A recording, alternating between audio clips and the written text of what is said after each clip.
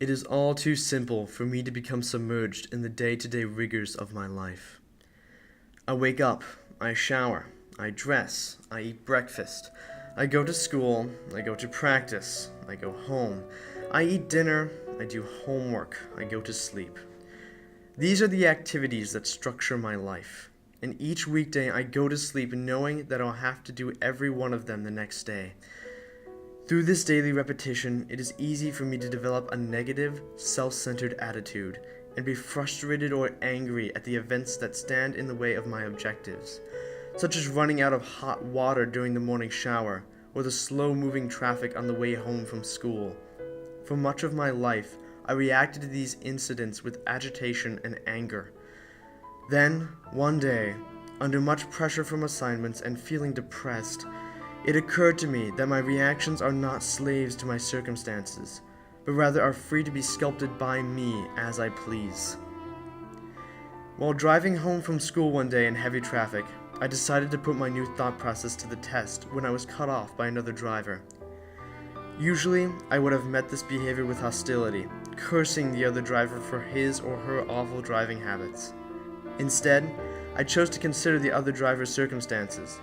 Perhaps the driver was sleep-deprived, and his untimely lane changes were unconscious because he has been awake for the better part of many nights attempting to resolve a divorce or settle financial problems. Or perhaps the driver's motivation was not selfish at all, but rather motivated by his rush to aid an ailing family member. I now realize that in my daily life, there's far more to consider than just me. For there are many other people who are in far worse circumstances than mine, other people who are not as fortunate as I, other people who do not have the opportunities that I have.